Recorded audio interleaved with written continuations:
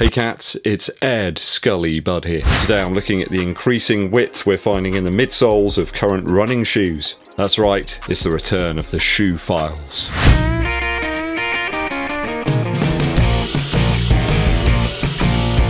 Thanks for joining in, people, and supporting the channel. It's always appreciated.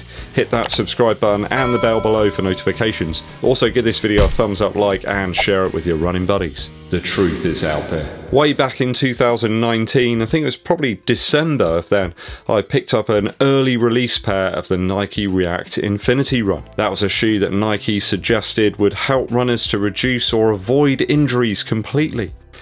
We've heard that a few times, haven't we? Part of the innovative design featured a much wider toe box and heel area, and we're now seeing that in loads of Nike shoes within their lineup.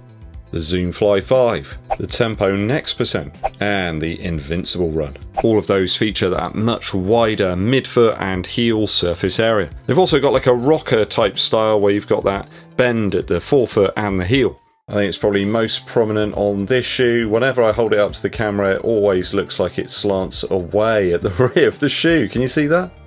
It's really, really weird.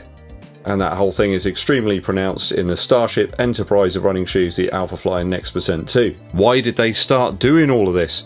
Well, they conducted a study, and that appears to have had a considerable effect on how Nike design their running shoes. The British Columbia Sports Medicine Research Foundation looked at 226 runners across a range of different ages and abilities. All of these runners were training to run a marathon at some point, that 26.2 mile distance.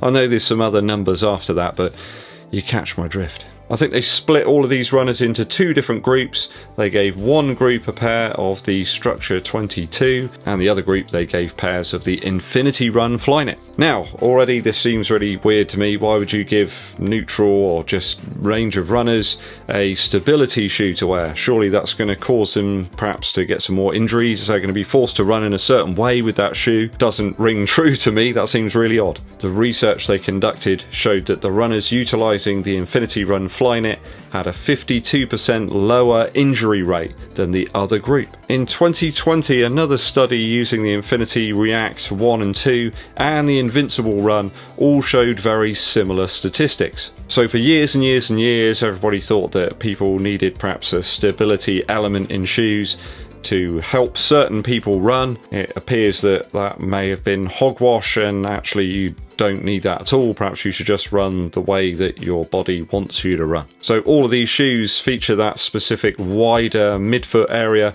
and of course that much wider heel too. Nike mentioned within some of the blurb that goes along with some of these shoes that they have a desire to reduce overpronation, but without utilising a very solid medial post somewhere in the midsole. I think the idea of those posts is to kind of control the initial foot strike somewhat. Now, back in 2018, my wife was training to run a half marathon. She eventually did that, but sadly injured herself in the process. She'd been advised to wear a stability-based shoe. I think she was training in an ADIDAS Ultra Boost ST, and then she used the Nike Structure 21 to run the actual race. I think those stability shoes exacerbated some injuries that she's had before, and sadly it kind of ended her training and running altogether, really. It just totally put her off because she was in so much pain. Would that have been different if she'd utilised one of these Nike shoes? It appears Nike have dumped the long-standing idea of motion control in favour of allowing people to run as their bodies intend rather than how they're ordered to. It's a little bit like if you're a boss or a team leader and you kind of order people around telling them what to do. It creates friction, it creates problems. If you're more a facilitator and kind of getting all these people to work together, you get the best out of them. Yeah, I think I quite like that analogy.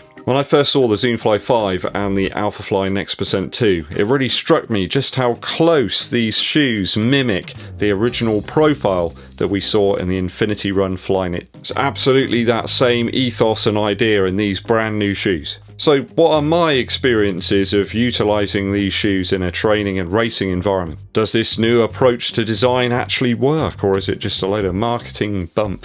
I found myself extensively opting to use the Invincible Run on pretty much most daily efforts. I mean, that's a little bit down to the very forgiving nature, but I've got to be honest, I think it makes me lazy sometimes. I mean, there's certainly a much wider base here than some of the ADIDAS models that I've been using the months previous. All of those ADIDAS shoes are quite a bit more narrow, certainly in the heel area, aside from the ADIZERO maybe. They're certainly a little bit more stable and assured than some of the PUMA offerings that I've tried out, and none of those models I've just mentioned come close to the width that we see in the midfoot and the heel of some of those Nike shoes. Just examining the models in a table on the screen right now, you can see a significant increase in the width of those shoes up against some of the competitors' models. Just picking out a few here that really stand out. I guess the original Infinity Run Flyknit, that's 12.6 centimeters in the midfoot and 10.2 in the heel. Only the Invincible Run has more width in the heel at 10.8 and slightly more width in the forefoot at 12.8. The only one that really breaks the mold there is the Tempo Next Percent. There's 12.2 centimeters there in the forefoot, and I think it's 9.5 centimeters in the rear. The ALPHAFLY equally large at 12.5 centimeters in the forefoot and 10.2 centimeters in the heel. I think there's a good half a centimeter extra width there in the heel over the first version of the shoe. It's quite laughable actually if you compare this to the original Zoom Fly from Nike. That was 11.1 centimeters in the forefoot and 8.8 centimeters in the heel. So it's a good couple of centimeters extra width in the heel between the original Zoom Fly and the Invincible Run. Sad thing is though, with all of that extra width, I suppose, you've got a whole load more weight. That really seems to be a bugbear for some people. I'm a bit on the fence really about that in terms of training and racing.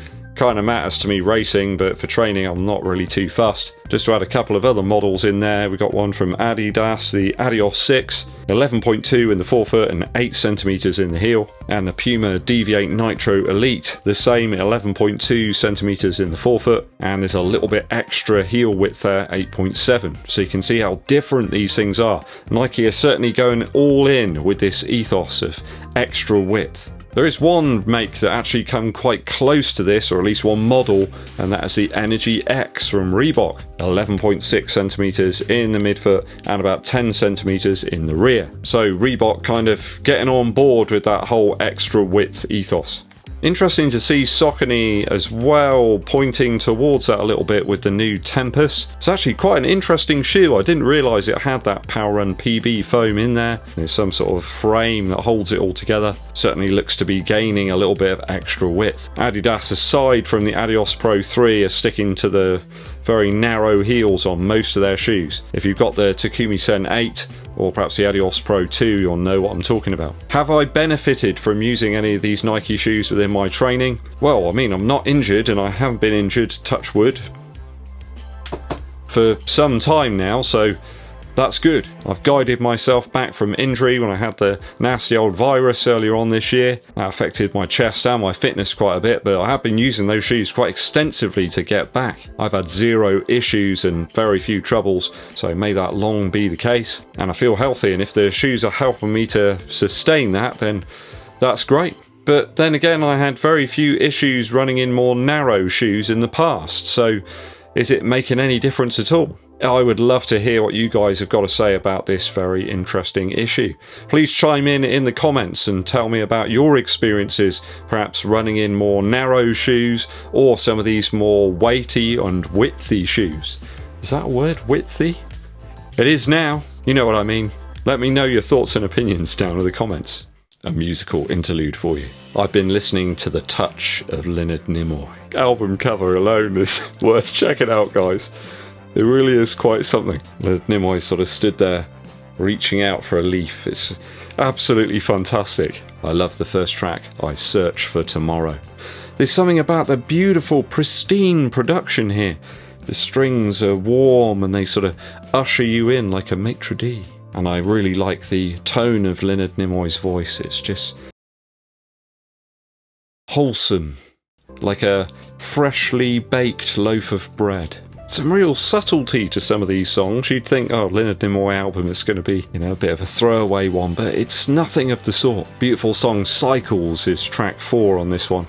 Go and check it out. There's these lovely backing vocals that just sort of fade in. You barely even know they're there. There's a hint of sadness and melancholy and his voice as well. After watching a film recently about his life, he did have quite a troubled life, you know, some difficult things he had to work through, sort of family problems and stuff. So maybe he used this album to kind of vent some of those feelings and help him get through them. Go and check it out, guys. The Touch of Leonard Nimoy. Thanks for tuning in as always and supporting the channel. I do appreciate it, people. Hit that subscribe button and click the bell below for notifications. Give this video a thumbs up, like, and share it with your running buddies. Hit us up with a super thanks as well if you've got a particular question you'd like answered. My name's EDDBUD, and I'll be seeing you